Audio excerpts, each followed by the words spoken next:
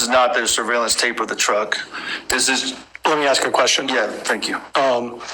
Did you have an occasion to see surveillance video from neighbors in your neighborhood? Did you? Yes. Okay. Did you see Gannon ever walking away on those videos from your house and never returning? I did not, no, sir. Okay. So, back to... Well, I have to ask a question. Okay. So, you were earlier describing an accumulation of things that led you to change your opinion or your mind as to what actually happened with Gannon. Yes, sir. And you said, I think one of the big things was the defendant telling you that her car was at French, you go to French, and it's not there. Yes, sir. Is that accurate? Yeah, that was the key moment when I switched from, she knows more than she's telling me she knows. Did you also participate in interviews at the sheriff's office as it relates to the investigation into Gannon's disappearance? I did, yes, sir. How many times did you go to the sheriff's office? Twice on that day, once before the driving to French, and then immediately following that, I called them and said something's wrong. Sheriff's office after that. In that same time frame, did the defendant add any additional information that she told to you as it relates to Gannon's missing? Don't believe so. I don't think so. Well, did she at some point tell you that she was raped? That was the next morning. Okay. Yes, sir. What did she say about being raped? I'm not sure the date. Sure, I'll clarify. We were talking about January 28th. Yes, sir. Just now about you doing interviews at the sheriff's office. You said the next morning, so that would be January 29th. Is that accurate? Wednesday, January 29th. Yes, sir. What did the defendant tell you on January 29th as it relates to being raped? So I slept on the couch. She called me into the room, and then she proceeded to tell me a story about how a man got in the house somehow. I don't remember that specific version, but he got in the house, raped her, abused her, beat her, and then beat Gannon up and took Gannon. And you want me to keep going on that specific? I want you to tell what she said in that particular story. Right, and then she also said he had got burned, and then she said that. Well, I said, well, where's everything at? Like all the mess, the blood and everything. She said, well, I cleaned it up. I got scared. And so, okay, well, where's the bloody mess, the clothes, the rags, whatever? Well, I disposed of it. Well, where did you dispose of it? It wasn't in the trash can at the house. It was somewhere else. And it was just this long string of stuff. Okay, so let me break in there. Sure. It sounds like the way you're describing that's a discussion that you had specifically with her, where you're asking her questions and she's responding to your questions. Well, there was two parts, and that's why I asked you about elaborating. The first one was just her talking. Okay. And so, but the last part that you just described, it sounded like you were describing an interaction where you're asking questions and she's answering questions. Yes, and at this point, Landon was also sitting in there talking with us as well, just to clarify. When you had the opportunity to view neighbors, I guess ring doorbells or surveillance videos, did you see any strange men on those videos going to your house? So to clarify, I did, and I was stopped because it was hearsay, but I never saw surveillance of him leaving or not leaving on foot. And I'm sure we'll get to the other surveillance later, but I never saw that. That was just what the neighbors told me. So what I'm asking you right now, Al, or Mr. Stauch, I apologize, is did you see on any of the neighborhood video any strange men going into or out of your house? Sure. I think he just said he never watched any videos. This was just what the neighbors had told him. That's not what he said. No, he overruled. I re-asked the question. Yep. Just so the record is very clear. Okay. Did you watch surveillance video from neighbors in your neighborhood to see anything as it relates to Gannon's disappearance? No, sir. You didn't watch any videos? Well, I did watch the one video with the truck, but I don't think we've gotten there yet, or we're there. I don't know where we're at. Okay. Mr. Allen, I'm sorry. Yeah, you're fine.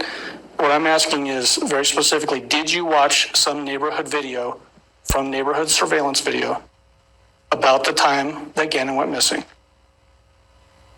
I watched one, and that was him leaving the truck and coming back home. That's Okay. the only one I watched. Okay, so you didn't watch any other videos to see, to either confirm or not confirm that a strange man had come into the... I've seen nothing Okay, else. all right, thank you for clarifying that. At some point, did you become involved in the investigation? Yes, sir. Tell the jury about that. At some point, and I don't know the reasons why, but I was directed to go to the FBI's office and start, being, I call it being questioned, but just kind of giving a background history of our relation, mine and the defendant's relationship, and, kind of what we've been doing so far this morning. And from that, it turned into pretext phone calls. Okay, what do you mean by pretext phone calls? Phone calls where I would get on the phone with the defendant while I was at the FBI office and be giving direction, and they also gave me the flexibility to talk with her normally, but be giving direction on things to say and things to ask and whatnot. Who was involved with that process? Obviously you were, but who else from the investigation side was involved in that process? So, of course, yeah, I was there. The defendant was on the phone, and then there was Mark Riley was present. So I'm going to break in every time you say a name. Who is Mark Riley? Mark Riley, I think a detective at the sheriff's office or investigator. Okay. I'm not sure his role at the time. Jess Bethel, a similar role to Mr. Riley, from what I understand. FBI agent, Mr. Hughes. I don't know his title, a specific title. Amber Cronin. Who was Amber Cronin with? FBI as well. John, I always say his name wrong, Grusing or Grusling. Grusing? With the FBI. I saw in passing other agents, but those were the ones that I remember being specifically in there. There may have been others. I don't remember specifically. Do you remember maybe like this agent back here, Andrew Cohen? I remember him walking around a lot. I don't remember him being specifically with me on any of the phone calls. I may be wrong about that, but... Would these phone calls originate sometimes by you calling the defendant and other times where the defendant would call you? Yes, sir. How do you know that it was the defendant on the other end of that phone? I recognize her voice, and we would always talk about something relevant that would, I would know it was her, whether it was Gannon or something about our relationship or our life in general. Would you also in those conversations talk about specifics to the investigation? Yes, sir. Would the FBI agents or the sheriff's office agents, detectives, pass information to you to specifically ask the defendant? Yes, sir. On some of those recorded phone calls, can you actually hear people whispering to you? Yes, sir. Okay. And Judge, what I intend to get into next is admitting discs and then playing those discs, and some of these phone calls are pretty long. I don't know if you want to go through the admission now and then we can do that other process when we get back, or... So are any of them less than, say, 15 minutes? Because of contextual issues, I think it makes sense to play them in order as opposed to breaking them up. The very first one is an hour and 57 minutes. All right, so let's do the foundational elements necessary for admission. Okay. And then we can play them after lunch.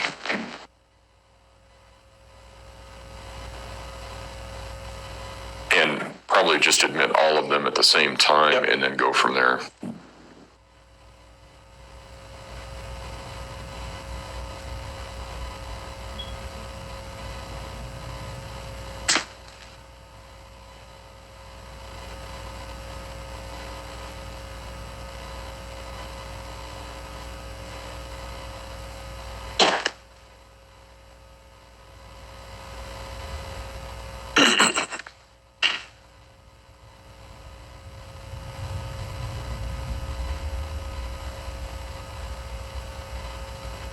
And so for the record, Judge, what I'll be showing him for admission is People's Exhibits 35, 36, 37, 38, 39, 40, 51, 52, 53, 54, 55, 56,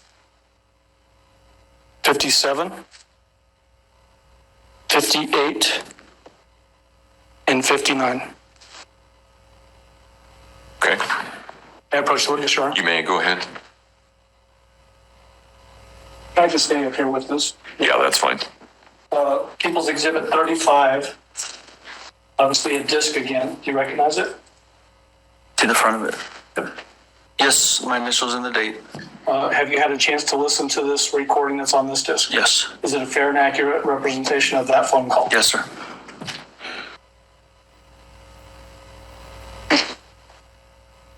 People's Exhibit 36, do you have your initials and date on that one as well? Yes, sir. Did you listen to this recording? Yes, sir. Is it fair and accurate representation of that recording? Yes, sir.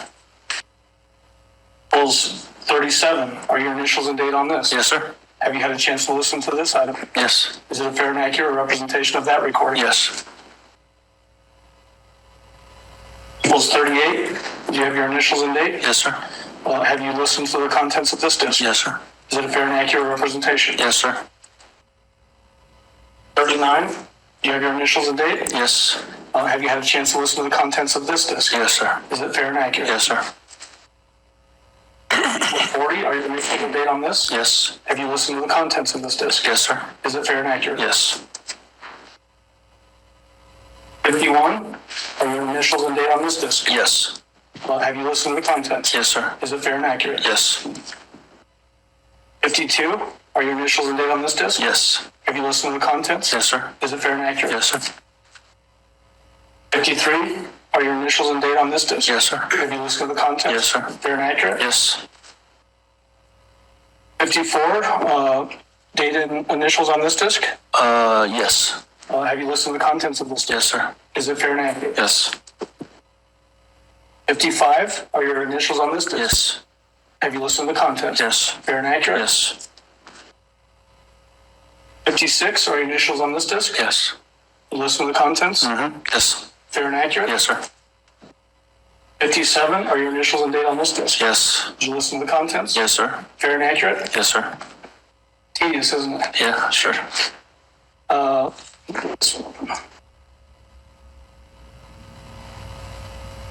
You see your initials and date on this disc? Yes, sir. Have you listened to the contents? Yes. Is it fair and accurate? Yes, sir. You didn't identify that one. Oh, I'm sorry, 58. Thank you. Go ahead. And then 59, initials and date? Yes, sir. Have you listened to the contents? Yes. And is it fair and accurate? Yes, sir. This time I move for admission of those exhibit numbers, and I can reread them, or if you have them. I have them, Mr. Tellini. No, you're- All right, exhibits 35, 36, 37, 38, 39, 40, 51, 52, 53, 54, 55, 56, 57, 58, and 59 will be admitted.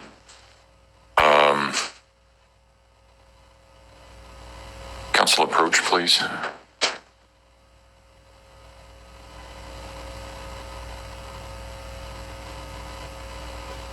They're doing another sidebar.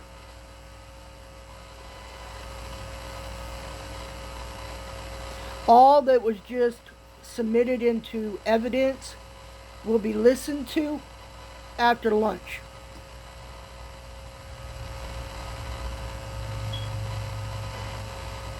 All right, ladies and gentlemen, I think you know where this is going and what my conversation was about. We are going to take our lunch break a little bit early. We'll have you come back a little bit early too. And when we come back, we will be playing, it sounds like the telephone calls one after the other. So if I can have everyone back in the jury rooms at about 1:15 so that we can start at say 1:20. Again, do not discuss the case among yourselves. Do not do any research about any aspect of this case. Do not discuss the case with anyone else.